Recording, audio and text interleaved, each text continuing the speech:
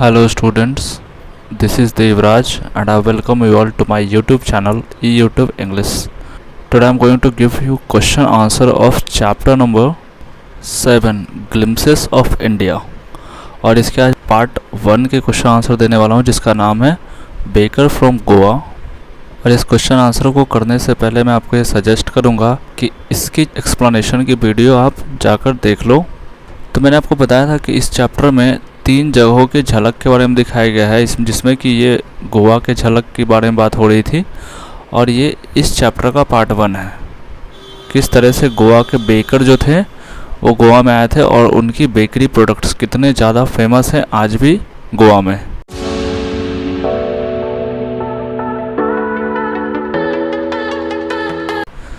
तो ये आपका पेज नंबर 86 का है। ओरल कॉम्प्रिहेंशन क्वेश्चंस हैं। फर्स्ट क्वेश्चन कह रहा है what are the elders in Goa nostalgic about.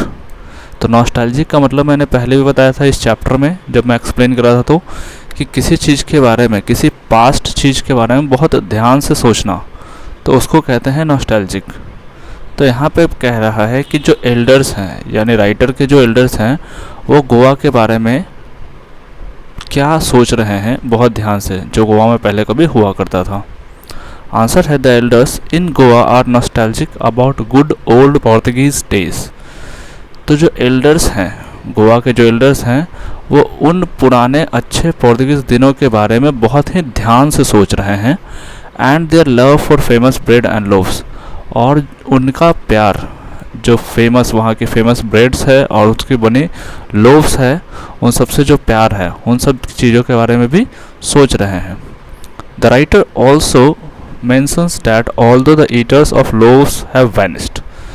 तो राइटर यहाँ पे इसमें यह भी पता है कि जो वहाँ के ईटर्स हैं, वो जो पोर्तुगीज़ थे जो गोवा में आए थे और इन बेकरी प्रोडक्ट्स को लाए थे, ये तो अभी नहीं रहे हैं, ये वैनिश हो चुके हैं यानी वहाँ से जा चुके हैं।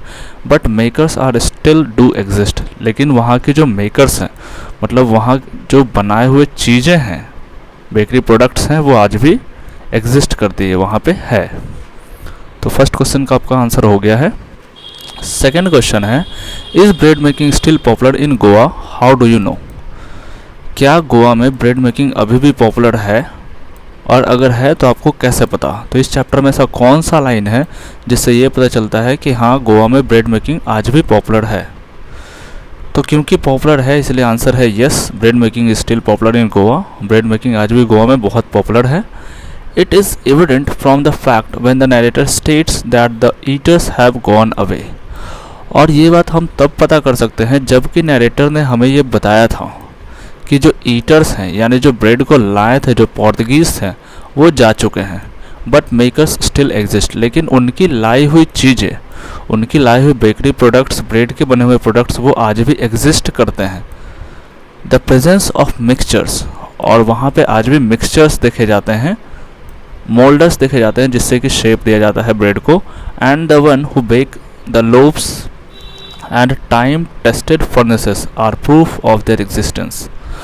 और वहाँ के एग्जिस्टेंस की प्रूफ ये है कि वहाँ पे अभी भी मिक्सचर्स हैं, मोल्डर्स हैं, और वो इंसान है जो ब्रेड को बेक करता है, यानी बेकर आज भी वहाँ पे हैं। और बहुत पुराने टाइम के बनाए हुए चूल्हे, जो फर्नेसेस हैं जिसमें ब्रेड को बेक किया जाता है, वो भी वहाँ पे एग्जिस्ट करता है। और ये सारी चीज़ें, ये प्रूफ है इस बात का कि गोवा में ब्रेड मेकिंग आज भी पॉपुलर है, जबकि पोर्तुगीज़ जो लाए थे ब्रेड को, जो ईटर्स थे, वो जा चुके हैं। नंबर 3 है what is the baker called. Baker को क्या कहा जाता है। तो एक वर्ड है जो गोवा में बेकर को कहा जाता है और उसको बोलते हैं पैडर। तो baker is popularly known as pader in Goa. Baker को बहुत ही पुराने समय से बहुत ही फेमस नाम दिया गया है गोवा में, एंड दैट इज पैडर। नंबर 4 है when would the baker come every day, why did the children ran to meet him. Baker हर दिन कब आता है और बच्चे उसके पीछे उससे मिलने के लिए क्यों भागते हैं। The baker would come twice every day. तो मैंने चैप्टर में बताया था कि बेकर जो है वो हर दिन में 2 बार आता है। Once he set out early in the morning, एक तो पहली बार तब जब वो बाहर निकलता है बेचने के लिए सुबह सुबह अपने बेकरी प्रोडक्ट्स को, and the second time when he returned after emptying his huge bucket by selling all his bread. और दूसरी बार तब वो आता है जब वो अपने बड़े से जो बकेट है, ह्यूज बकेट है जिसमें ब्रेड प्रोडक्ट्स रखे रहते हैं, बहुत सारे ब्रेड है, बेकरीज प्रोडक्ट्स रखे रहते हैं, उसको खाली करके यानी उसको सारा सेल करके जब वो रिटर्न हो रहा होता है तब आता है राइटर के घर पे। तो इस तरह से 2 बार आया करता था बेकर्स। तो ये फर्स्ट क्वेश्चन का आंसर हो गया। अब ये सेकंड का है कि बच्चे उससे मिलने के लिए भागकर क्यों जाते थे। The children would ran to meet him as they love to eat loaves and longed to have bread bangles which they chose carefully.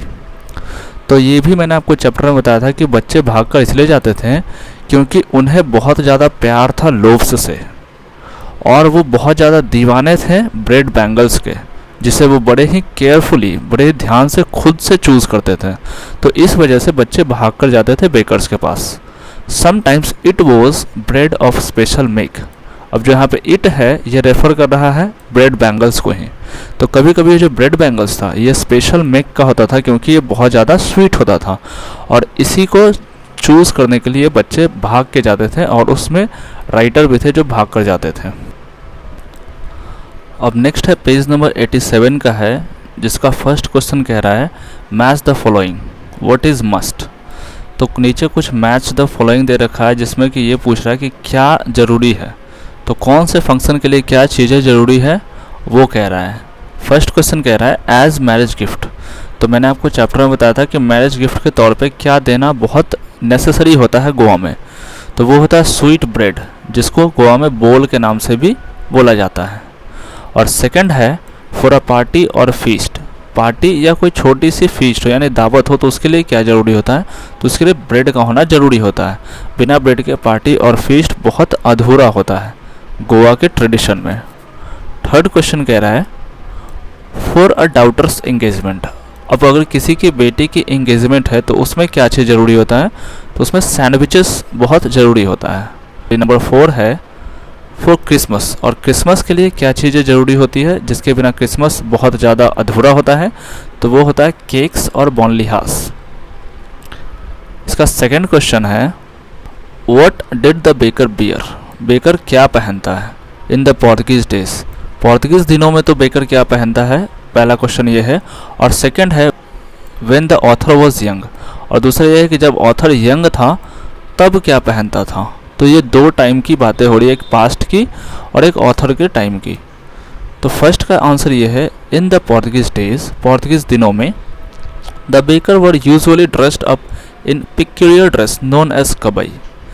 Baker सामान्यतः एक ड्रेस पहनते थे जो बहुत फेमस ड्रेस था जिसका नाम था कवई।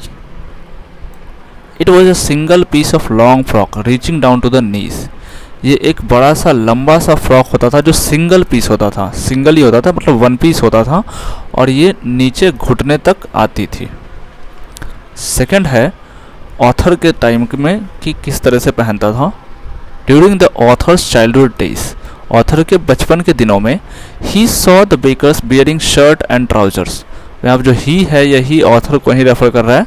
तो ऑथर देखे थे बेकर्स को पहने हुए शर्ट और trouser which was shorter than full length ones and longer than half pants, जो कि पूरी लेंथ से यानी पूरी लंबाई से थोड़ा शॉर्ट होता था, छोटा होता था, जबकि हाफ पैंट से थोड़ा बड़ा होता था। तो मतलब 3/4 पैंट होता था, 3rd क्वार्टर जिसको बोलते हैं, उस तरह के पैंट पहना करते थे।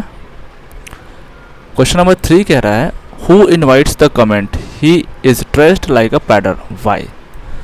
किसको लोग he is dressed like a pader बोलते थे, कि ये पैडर की तरह कपड़े पहना है, ये किसको बोलते थे और क्यों बोलते थे।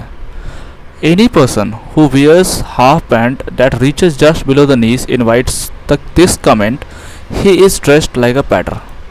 तो कोई भी इंसान अगर वो हाफ पैंट पहना है जो कि जिसकी लंबाई जो होती थी वो नीज तक होती थी यानी घुटने तक होती थी, घुटने से जरा सा नीचे होता था, तो उसको लोग पैडर के जैसा कहते थे। क्योंकि मैंने आपको ऊपर के क्वेश्चन में बताया था कि राइटर के टाइम का जब ऑथर थे उस टाइम में जो बेकर्स हुआ करते थे वो शर्ट और ट्राउजर पहनते जो तो 3rd क्वार्टर होता था यानी नीज से थोड़ी नीचे आती थी।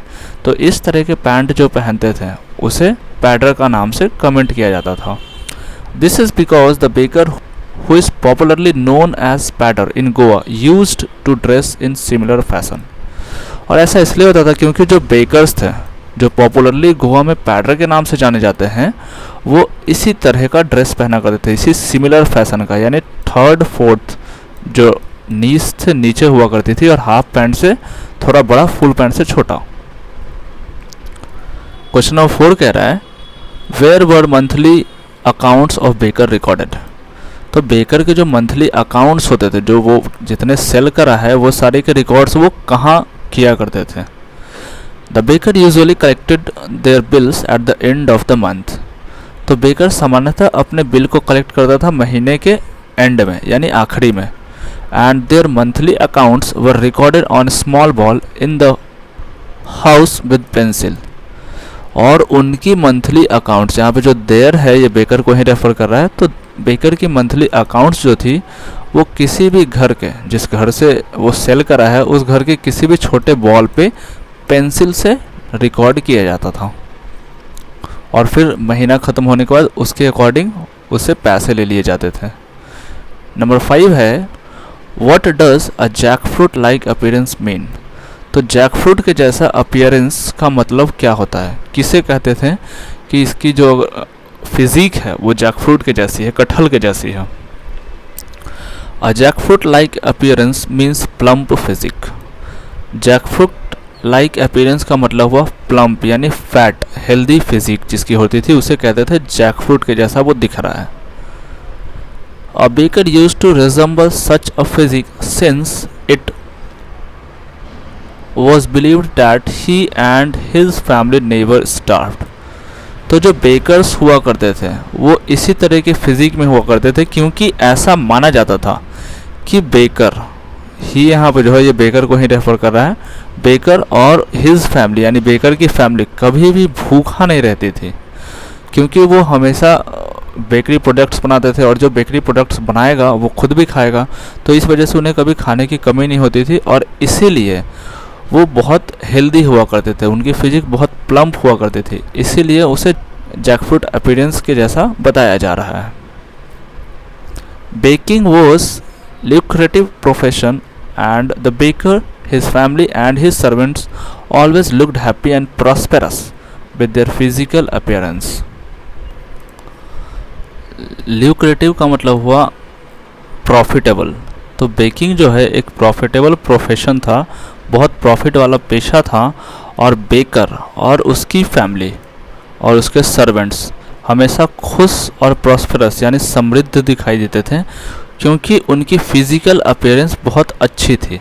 मतलब वो हमेशा पेट भरा होता था उनका, हमेशा वो खाए पिए होते थे, उनको खाने की कभी कमी नहीं हुआ करती थी, इस वजह से वो बहुत ज़्यादा खुश रहते थे। और क्योंकि ये एक ल्यूक्रेटिव यानी बहुत ज़्यादा प्रॉफिटेबल प्रोफेशन था तो इस वजह से उन्हें पैसे भी अच्छे आया करते थे, अर्निंग भी अच्छी हो जाती थी, इसलिए वो बहुत ज़्यादा प्रॉस्परस थे यानी समृद्ध थे। तो यहाँ पे आपको मैंने बता दिया कि फिज़िकल अपीयरेंस किसकी कहा जाता था कि जैकफ्रूट के जैसा है, तो वो बेकर की ही कहा जाता था क्योंकि उन्हीं की फिजिक बहुत ज़्यादा प्लम्प हुआ करती थी, बहुत हेल्दी और फैटी हुआ करती थी। नेक्स्ट आपका पेज नंबर 88 का है जिसमें आपको कौन सा करेक्ट है और कौन सा इनकरेक्ट है वो पूछा जा रहा है। जिसमें फर्स्ट क्वेश्चन कह रहा है the pader was an important person in the village in old times. तो ओल्ड टाइम्स के टाइम में जो पैडर है वो बहुत इम्पॉर्टेंट पर्सन होता था। तो हाँ, ये बात बिल्कुल करेक्ट है, इम्पॉर्टेंट पर्सन होता था। Pader still exist in Goa village, तो ये भी करेक्ट है, आज के टाइम में भी गोवा के विलेज में पैडर एग्जिस्ट करते हैं यानी मौजूद हैं। थर्ड क्वेश्चन है the pader went away with the Portuguese. तो ये इनकरेक्ट है, ये इनकरेक्ट इसलिए है क्योंकि पैडर आज भी गोवा के विलेज में एग्जिस्ट करते हैं, वो पोर्तुगीज़ के साथ गए नहीं है वापस। नंबर 4 है the pader continue to bear single piece of long frock. तो ये गलत है, ये इनकरेक्ट है क्योंकि पैडर अब के टाइम में लॉन्ग फ्रॉक नहीं पहनते हैं, वो शर्ट और ट्राउज़र पहनते हैं जो फुल लेंथ से थोड़ा कम होता है और हाफ लेंथ से बड़ा होता है। जैसा कि मैंने आपको पहले बताया 3/4 पैंट पहना करते हैं वो। नंबर 6 है traditional bread baking is still a very profitable business. तो ये करेक्ट है, क्योंकि जो ट्रेडिशनल ब्रेड मेकिंग है वो आज भी गोवा के विलेज में बहुत ही ज़्यादा प्रॉफिटेबल बिजनेस माना जाता है। और नंबर 7 है पैडर्स and their family starve in the present times. तो पैडर और उसकी फैमिली आज के समय में स्टार्व करते हैं, भूखे रहते हैं। तो ये भी इनकरेक्ट है, ये स्टार्व नहीं करते हैं, क्योंकि baking happens to be a profitable business in Goa. Baking जो है यानी जो बेकरी प्रोडक्ट्स है वो गोवा में आज भी बहुत ही ज़्यादा प्रॉफिटेबल बिजनेस माना जाता है। तो जो बेकर्स हैं यानी जो पैडर्स हैं वो और उनकी फैमिली हमेशा खुश और समृद्ध रहती है। आप इन सारे जो ऊपर में फर्स्ट से लेकर 7 तक के जो भी क्वेश्चन है उसके आंसर्स यहाँ पे दिए गए हैं। आप चाहो तो वीडियो को पॉज करके आंसर देख सकते हो। इसका नंबर 2 है is bread making an important part of Goa life, how do you know this. तो क्या ब्रेड मेकिंग एक बड़ा इम्पॉर्टेंट पार्ट है गोवा के लाइफ में, और अगर है तो आपको ये बात कैसे पता। तो इसका आंसर है यस, हाँ, bread is an important part of Goa village. Goa के विलेज के लिए ब्रेड मेकिंग बहुत ही इम्पॉर्टेंट पार्ट है। It is often used for marriage gifts and feast. ये अक्सर यूज़ किया जाता है मैरिज गिफ्ट में, गिफ्ट के तौर पे, या किसी पार्टी या फीस्ट जो दावत होती है उसमें। Bread is also used by mother for preparing sandwiches during their daughters engagement. तो ब्रेड मदर्स के द्वारा भी यूज़ किया जाता है तब जब उनकी डॉटर्स की एंगेजमेंट हो रही होती है और उसके लिए वो सैंडविच को प्रिपेयर करते हैं। The author mentions that the fragrance of fresh loaves is loved by everyone in Goa.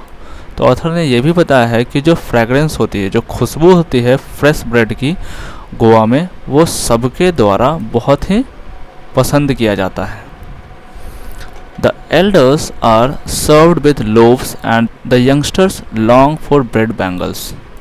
तो जैसा कि मैंने आपको चैप्टर में बताया था जब एक्सप्लेन कर रहा था, तो कि जो एल्डर्स होते हैं उनके लिए लोव्स लिए जाते थे, जबकि जो यंगस्टर यानी जो बच्चे होते थे उनके लिए ब्रेड बैंगल्स ली जाती थी जो स्पेशल मेक के होते थे।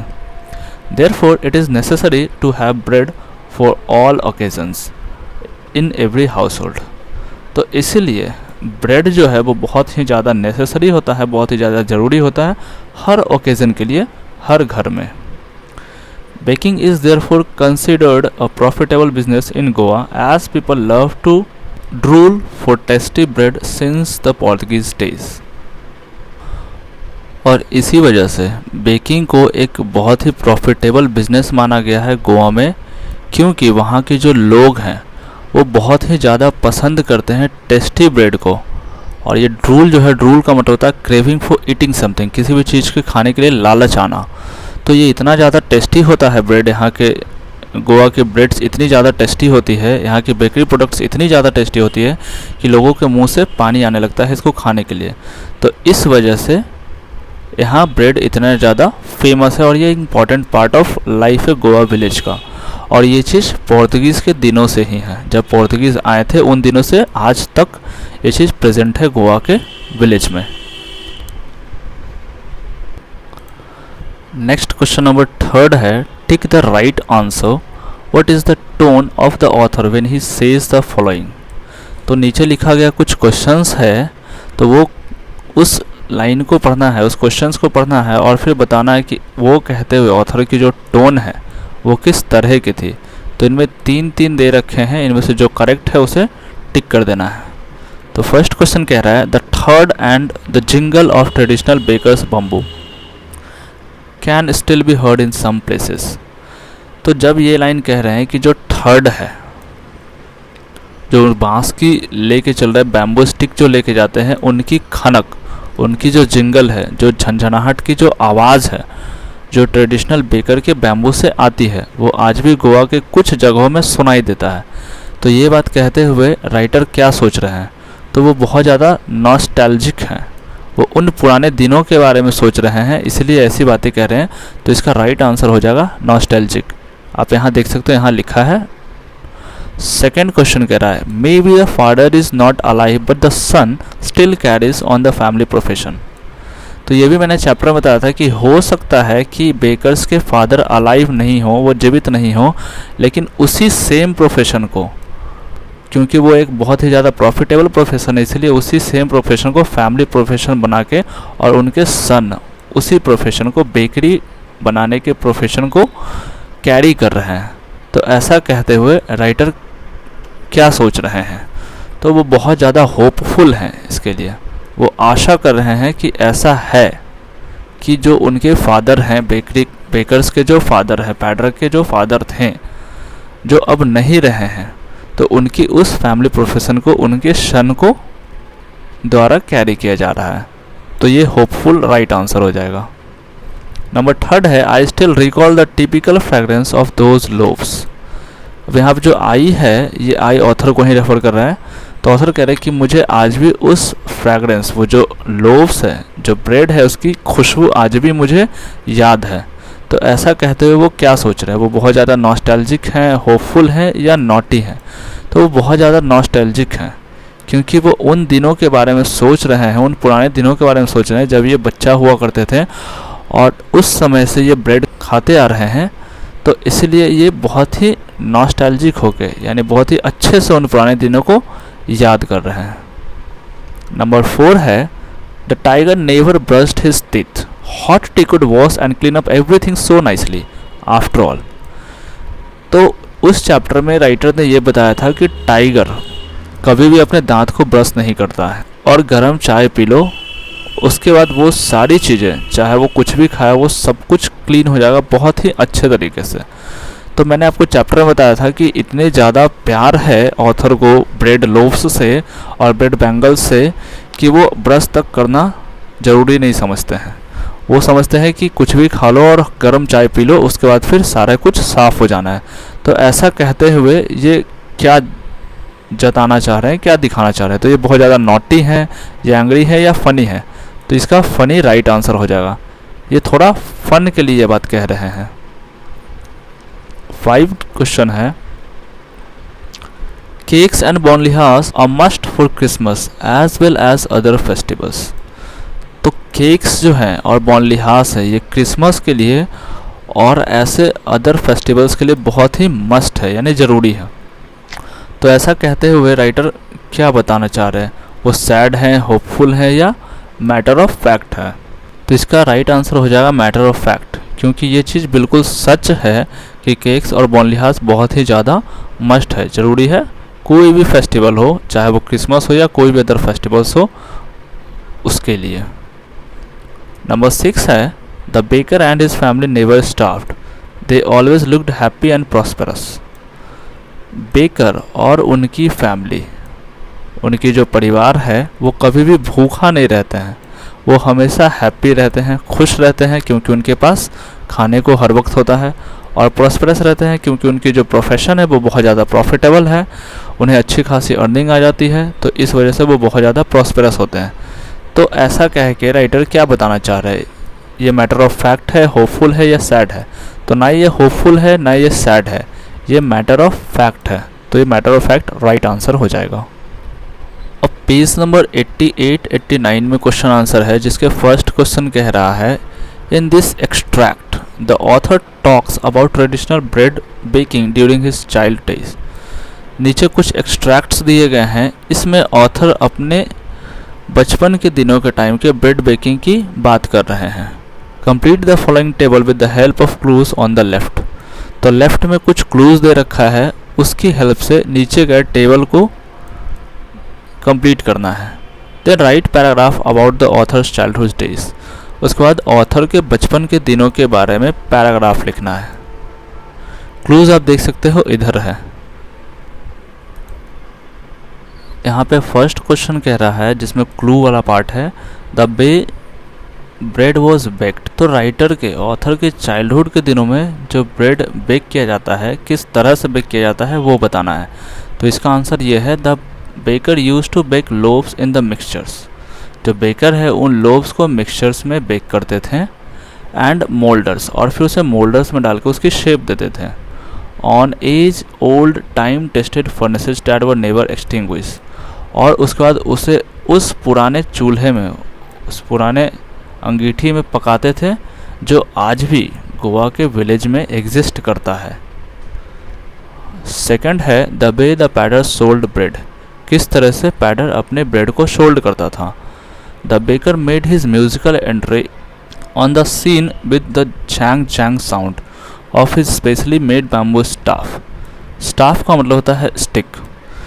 तो राइटर के बचपन के दिनों में बेकर जब आते थे तो वो एक म्यूज़िकल एंट्री करते थे, वो जैंग जैंग का साउंड प्रोड्यूस करते थे अपने उस बैम्बू स्टिक से जिसमें उनकी बकेट लटकी होती थी बेकरी प्रोडक्ट्स के।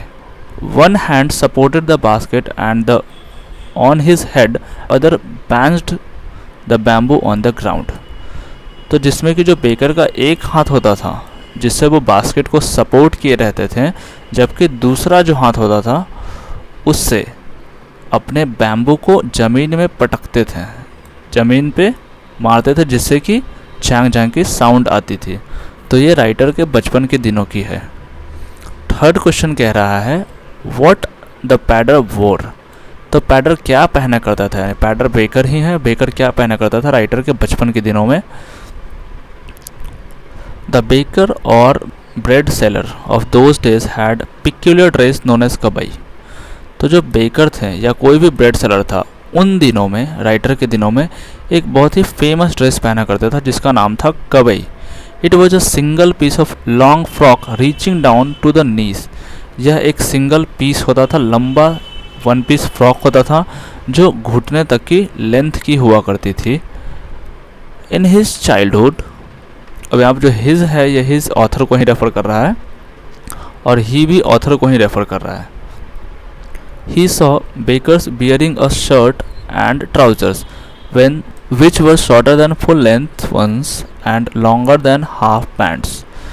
तो अब ये इनकी चाइल्डहुड के दिनों की बात हो रही है, मतलब बचपन के दिनों में जब राइटर छोटे बच्चे थे तब जो बेकर्स था वो शर्ट और ट्राउजर्स पहना करता था, जिनकी जो ट्राउज़र हुआ करती थी वो शॉर्ट होती थी पूरी लेंथ से, यानी कंप्लीट लेंथ से थोड़ा छोटी, जबकि हाफ पैंट से थोड़ा बड़ी हुआ करती थी।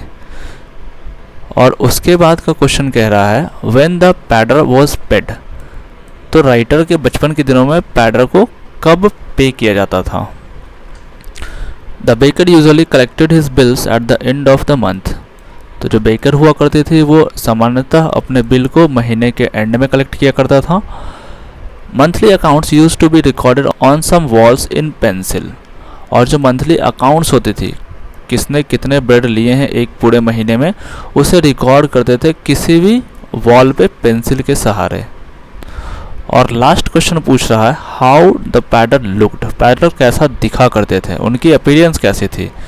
The baker used to have a plump physique with a jackfruit like physical appearance.